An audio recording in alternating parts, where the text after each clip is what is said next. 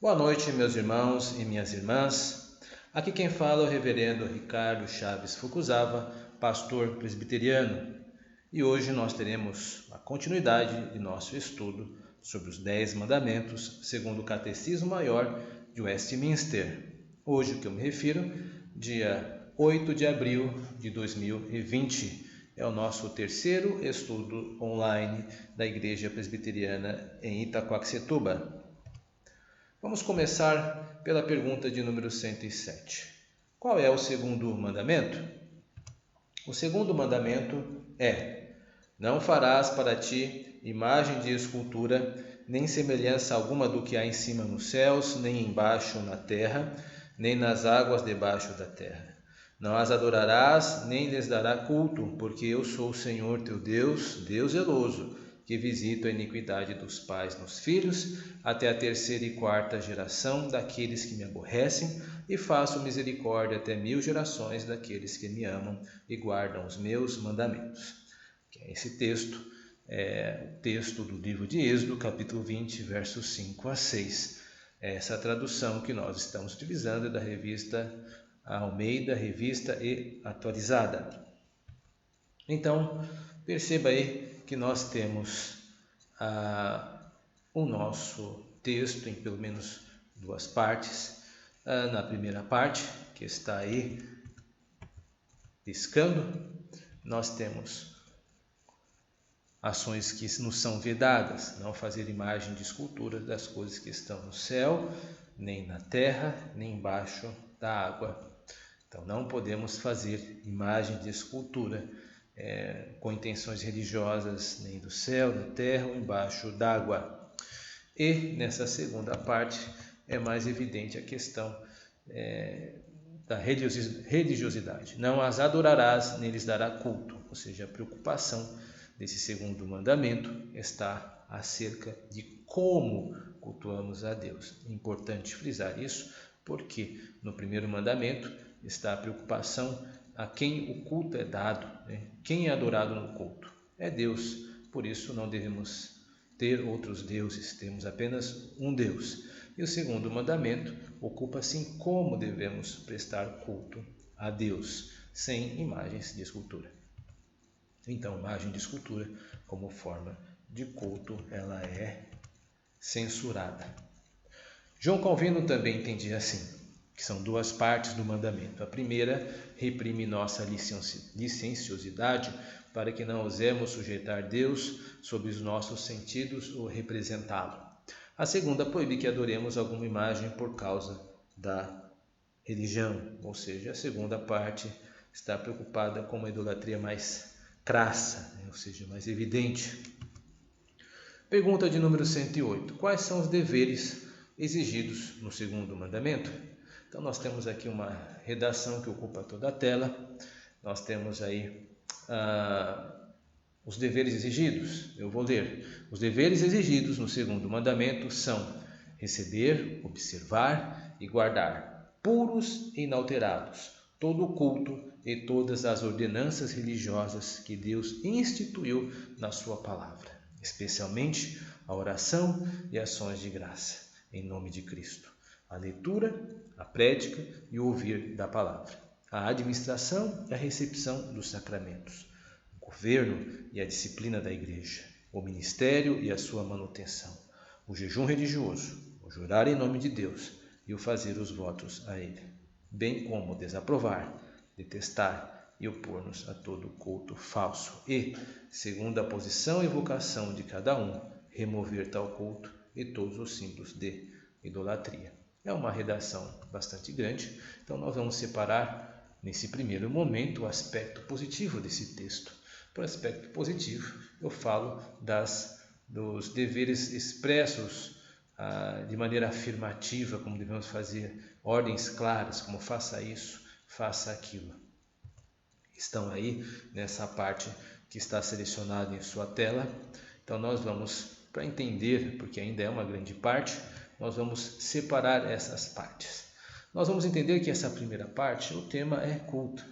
Os deveres exigidos no segundo mandamento são receber e observar e guardar puros e inalterados todo culto e todas as ordenanças religiosas que Deus instituiu na sua palavra, especialmente oração e ações de graça em nome de Cristo.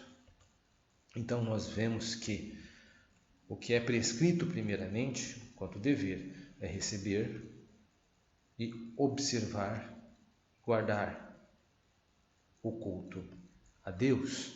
Ou seja, eu recebo, eu acolho conforme as Escrituras o descrevem, eu os observo, eu faço conforme as Escrituras o prescreve e eu guardo, ou seja, preservo para que não haja nenhum tipo de mácula, porque o culto a Deus deve ser prestado da maneira como é instituído na sua palavra. E como a sua palavra institui o culto a Deus? Aí tem esses 5 itens que nós vamos passar por cada um deles com algumas ponderações. O segundo mandamento é respeitado quando há a leitura, a prédica e o ouvir da palavra de Deus. Este é o elemento, o primeiro e primordial elemento constitutivo do culto a Deus. A palavra de Deus é lida, pregada e também ouvida no culto ao Senhor. Nós vemos isso descrito, por exemplo, no livro de Atos, capítulo 20, onde há o registro do culto que Paulo preside, faz a Deus ali naquela cidade de Troade. Você irá ver elementos como a pregação estão presentes ali, e ela é central no culto a Deus. O segundo mandamento é respeitado quando a administração e a recepção dos sacramentos. Os sacramentos eles são administrados, são servidos, mas eles também são recebidos de maneira bíblica, com fé. Então a preocupação é tanto que ele seja administrado corretamente, quanto também ele seja recebido corretamente. Assim, dessa forma, nós respeitamos o segundo mandamento, quando nos preocupamos como os sacramentos ocorrem na igreja. Aí está na tela demonstrado apenas o sacramento da ceia do Senhor e não o batismo, por uma questão mais de espaço, mas o método que está sendo ilustrado quanto à administração e recepção também cabem para o batismo. O segundo mandamento é respeitado quanto ao jejum religioso, o jurar em nome de Deus e o fazer votos a Ele. Como assim? Todas as vezes em que eu me relaciono com Deus como o grande Senhor, a autoridade sobre todas, através do jejum, do juramento e dos votos, eu estou também respeitando o segundo mandamento. O segundo mandamento é respeitado quando há o governo e a disciplina na igreja, ou seja, nossa igreja, aqui está uma ilustração da igreja presbiteriana com o seu concílio, é o concílio que governa a igreja, constituído por presbíteros e pelo pastor. Então, quando há um governo e disciplina na igreja, o segundo mandamento é respeitado, ou seja, o governo da igreja é importante para que ele sustente a forma de culto e ele deve ser observado também. A falta de observação disso é uma quebra também do segundo mandamento. O segundo mandamento é respeitado quando há o ministério e a sua manutenção, ou seja, a figura do pastor. Quando há um pastor que se ocupa na pregação da palavra e na administração do sacramento. Assim, quando há preocupação da igreja com a sua manutenção, o segundo mandamento é respeitado. O padrão, portanto, é estabelecido no Catecismo Maior de Westminster, ou seja, há uma ação ministerial, mas também há a ação da igreja cooperativa com o respeito ao segundo mandamento. Vamos separar agora o aspecto negativo desse texto, que é o que não se deve fazer ou aquilo que é rejeitado, aqui destacado na tela, bem como desaprovar, detestar e opor-nos a todo culto falso e segundo a posição e vocação de cada um, ou remover tal culto e todos os símbolos de idolatria. Então, desaprovar, detestar e opor-nos, está aí aquilo que o Catecismo Maior espera que aqueles que subscrevem devem fazer: desaprovar, detestar e opor-se a todo culto falso. Lembrando que isso é dentro da posição e vocação de cada um. Isso quer dizer que eu devo me preocupar com as questões que estão na minha esfera de ação. Eu digo isso porque não é correto nós, como cristãos, irmos a visitar outras religiões e desaprová-los, desabilitá-los, uma vez que a nossa Constituição da República do Brasil confere liberdade de culto a toda religião. O que nós devemos é ocupar-nos da nossa esfera de ação como cristãos. Todo culto falso seja reprovado. E eu me refiro a não acolher doutrinas de seitas que tentam deturpar, como outros movimentos que não se autonomeiam seitas, mas que tentam deturpar a maneira como nós devemos cultuar a Deus. O Catecismo Maior de Westminster, ele não aprova a indiferença, ou seja, a tolerância passiva ao falso culto é tão reprovável quanto participar ativamente de um. Portanto, não devemos ser indiferentes a estas coisas. Pergunta de 109. Quais são os pecados proibidos no segundo mandamento? Então, nós temos vários pecados arrolados, estão aí em tela, são números. Existem 24 pecados proibidos nesse texto, cada um deles fundamentado com referência bíblica. Bom, o trabalho de hoje, como também havia dito no estudo anterior, não é exaustivo, mas é para conhecimento da maneira como o Catecismo Maior aborda o segundo mandamento. Por isso, como demonstração, eu vou selecionar 2 itens desses que estão arrolados. O primeiro destaque que eu dou é o uso de imagens de Deus, referido às pessoas da Trindade. Não se pode fazer representações de nenhuma das 3 pessoas da Santíssima Trindade, nem do Pai, nem do Filho e nem do Espírito Santo. A base bíblica para isso está lá em Atos capítulo 17, verso 29. Sendo, pois, geração de Deus, não devemos pensar que a divindade é semelhante ao ouro, à prata ou à pedra, trabalhados pela arte e imaginação do homem. Esse texto refere-se quando Paulo foi à Grécia, a atual Grécia, falou aos gregos e reprovou a sua idolatria expressa nas várias estátuas que eles tinham dispostos no ambiente que Paulo pôde fazer essa verificação. Ele reprova os gregos nessas ações de tentar representar a divindade por materiais. Um exemplo disso, do cuidado que devemos ter com a figuratização das pessoas da Trindade, se encontra aqui neste símbolo que foi da nossa igreja por um certo tempo. Por um certo tempo houve uma referência à terceira pessoa da Trindade no símbolo da nossa igreja presbiteriana do Brasil. Então você deve conseguir ver uma pomba aí no centro desta ilustração. E devido aí o entendimento que isto feria o Catecismo Maior de Westminster na tratativa com seu segundo mandamento, então retirou-se. Você percebe que este é o símbolo atualizado. O anterior tinha uma pomba, o presente, o atual, não tem. Isso foi feito a fim de que pudéssemos respeitar a maneira como devemos cultuar a Deus, não tendo figura de imagens nenhuma das pessoas da Trindade.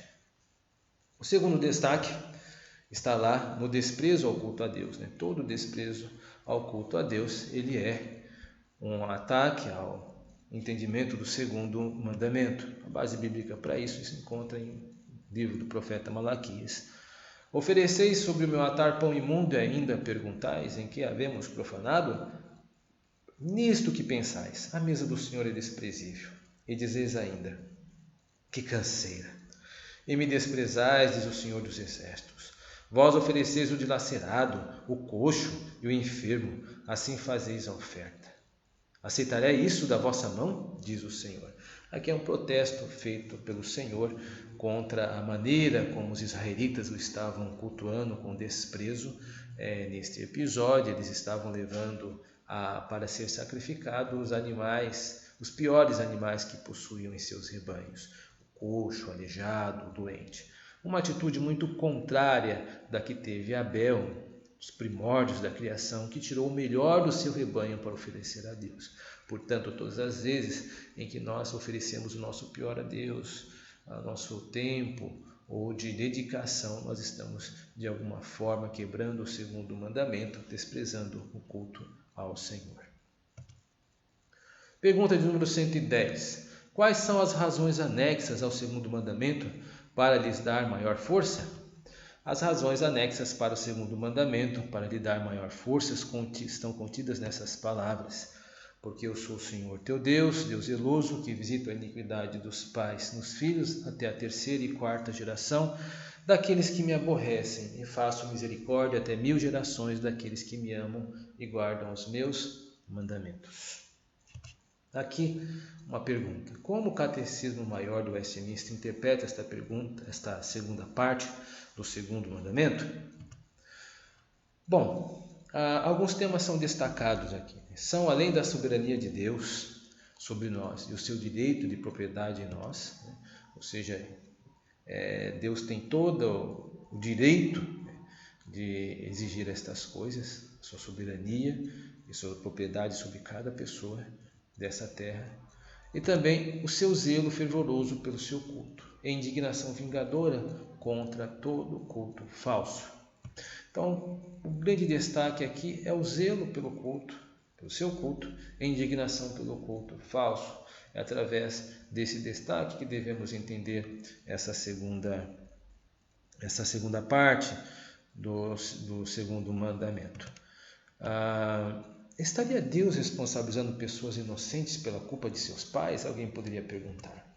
Essa é uma pergunta que opera com uma suposição incorreta. Não existem inocentes. Desde a queda de Adão e Eva, toda a humanidade está morta em sua desobediência a Deus e em seus pecados. Inocência é um adjetivo que biblicamente não pode ser usado para classificar qualquer pessoa. Ou seja, não podemos entender que existem pessoas inocentes hoje. Não todas as pessoas são culpadas diante de Deus. Então essa pergunta ela opera com um critério que não existe. Soma-se isso que Deus não imputa pecado a quem não os cometeu, além do de Adão, que é nosso por constituição pós-queda. O que eu quero dizer aqui? Eu quero dizer que todos nós somos pecadores devido à queda em Adão. Isto é ponto pacífico. A questão de relevo aqui, de importância, é que Deus não imputa pecado de outra pessoa em nós. Há base bíblica para isso. Pois todos me pertencem. Tanto o Pai como o Filho me pertence. Aquele que pecar é que morrerá. Ou seja, cada um irá responder por si só diante de Deus. Deus não imputa pecado alheio em nós. A questão de Adão ocorre porque ele era o nosso representante do nosso primeiro pacto com Deus. Fora isso, a relação que temos com Deus, cada um de nós dará conta de si mesmo. Como entender esse texto, então? Vamos observar essas expressões quantitativas do texto. Eu vou avançar aqui e separá-las. Olha só. Então, existem duas expressões, dois segmentos que expressam quantidades aqui. Visita a iniquidade dos pais nos filhos. E um de baixo, faço misericórdia a 1000 gerações. Nós podemos tentar colori-lo para ver que existem algumas ideias que se repetem. Então, veja. Nós temos aqui uma pequena tabela de algumas separações de cor. A recompensa de Deus na cor amarela, de visitar a iniquidade, ou seja, a justiça contra o pecado, ou fazer misericórdia. Nós temos o quanto isso dura, a reação de Deus e sua consequência, até a 3ª e 4ª geração, até 1000 gerações, e as ações possíveis dos agentes, ou seja, o que as pessoas podem fazer. As pessoas que amam e guardam os mandamentos, ou aqueles que aborrecem. A gente pode tentar organizar o material de forma diferente para facilitar o entendimento. Talvez assim fique melhor. Então nós temos os agentes em verdes. Daqueles que me aborrecem, visito a iniquidade dos pais nos filhos, até a 3ª e 4ª geração. Segmento abaixo. Daqueles que me amam e guardam os meus mandamentos, faço misericórdia até 1000 gerações. Parece que assim ficou um pouco mais fácil. Nós organizamos agentes primeiro, né? Em primeiro plano, depois colocamos as consequências das suas ações. Então, as ações possíveis são apenas duas: aqueles que aborrecem a Deus e aqueles que o amam. A recompensa é a visitação da iniquidade com justiça dos pais nos filhos, ou a misericórdia, e a reação de Deus em relação a tempo, até a terceira geração, até 1000 gerações. O destaque que se dá aqui, meus irmãos e irmãs, é a quantidade. Perceba, até a terceira e quarta geração, põe azulzinho em cima, e embaixo até 1000 gerações. A grande diferença aqui é uma expressão de exagero, que a gente chama, em figura de linguagem, de hipérbole, né? Está se exagerando a fim de causar uma reação. Portanto, a ideia da dinâmica de comparação entre esses dois segmentos é de demonstrar que a misericórdia de Deus para aqueles que o amam é muito superior à sua reprovação aos desobedientes. O conjunto dessas duas expressões visam estimular seus ouvintes a obedecer a Deus.